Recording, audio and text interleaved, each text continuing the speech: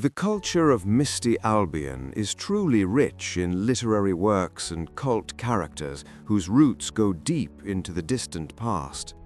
But perhaps the loudest and most famous name that has echoed through the centuries remains King Arthur, the king raised by the wizard Merlin, who pulled the magical sword Excalibur from the stone, ruled in Camelot, accomplished 12 feats, and gathered knights around the round table.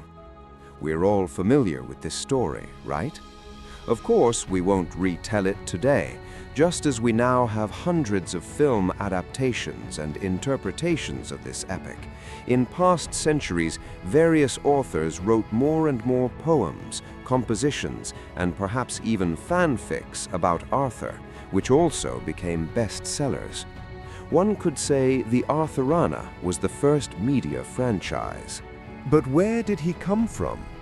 Who did he fight against? Why is he called Arthur specifically? And where the hell did knights come from in the Roman era? That's what we'll talk about today, friends. We'll start with the historical context, namely the Roman era, because the events of the epic take place during the decline of the Western Roman Empire. By the way, many people don't know this. According to legend, King Arthur's grandfather was the Roman Emperor Constantine, though which of the three isn't specified.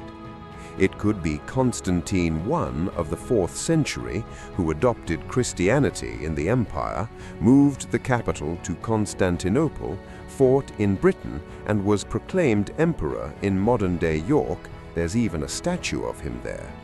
Or Constantine III of the 5th century, a self-proclaimed emperor and former soldier, also in Britain. He withdrew Roman troops from the remote province to fight another emperor, and the Romans' departure from Britain partly influenced the events in the Arthur legend, the wars of the Celts against the invading Germans in the 5th and 6th centuries. The Britons, left without protection and already beginning to adopt Roman ways, had to somehow resist the Germanic tribes, the Angles, Saxons, and Jutes, who grew stronger. In one of these tribes, according to legend again, ruled Uther Pendragon, son of Constantine and father of the future King Arthur. Yes, Arthur was by no means an Englishman, as many think. He was a genuine Celtic leader defending his homeland from foreign invaders. Moreover, in some legends, he even conquered continental Europe.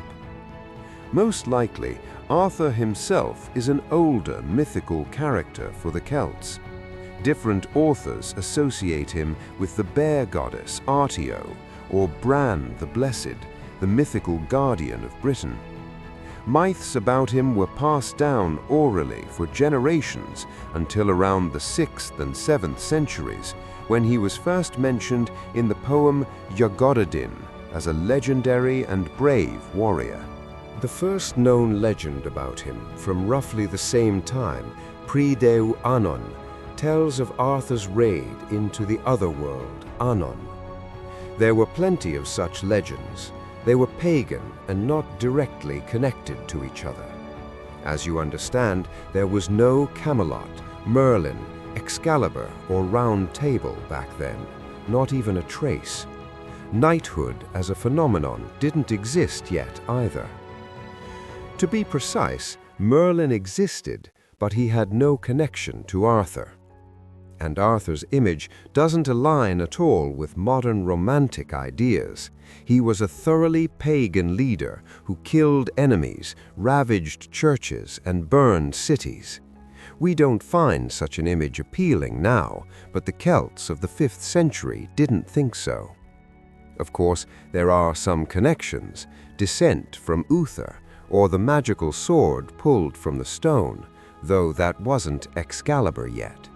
By the way, there's a theory, not widely supported in academic circles, that Arthur might have originated from Alanya, modern Ossetia.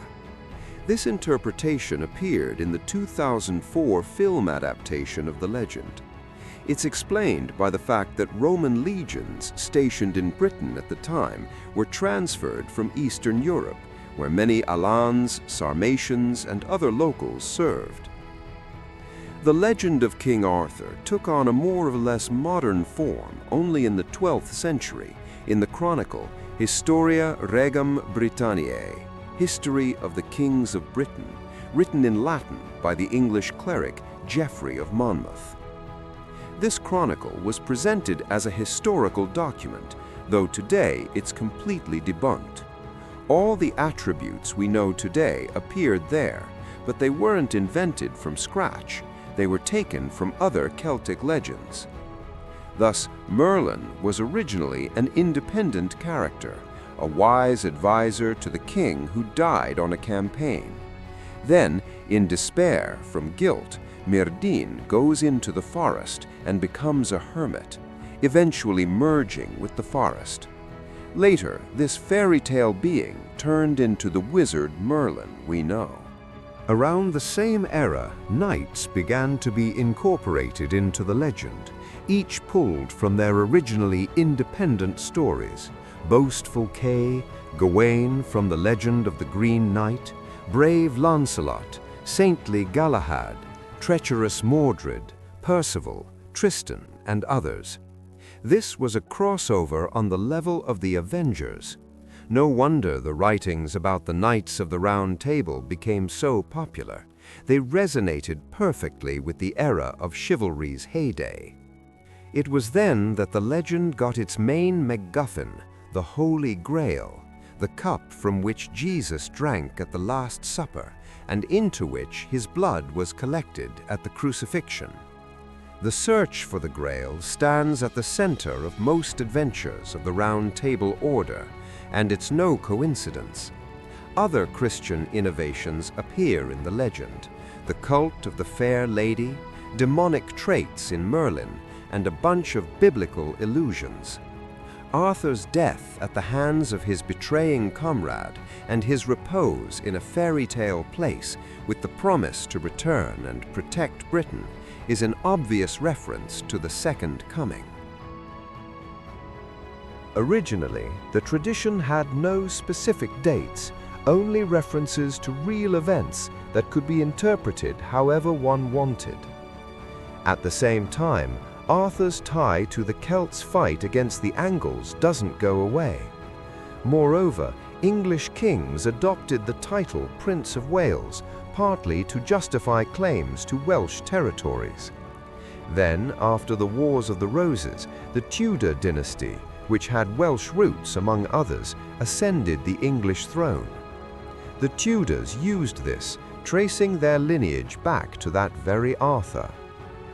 It was also in the 15th century that Le Morte d'Arthur by English writer Thomas Malory came out, the last compilation with authorial editing containing the main cycle of legends.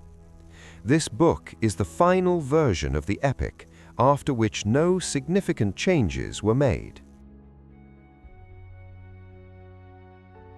A kind of revival of the legend happened in the second half of the 19th century thanks to poet Alfred Tennyson, who reworked the medieval style into a modern one. His unique style repopularized it as a unique artistic work and national symbol. The 19th century version of King Arthur had a huge influence on modern culture, particularly on the formation of the fantasy genre. Tolkien referenced King Arthur.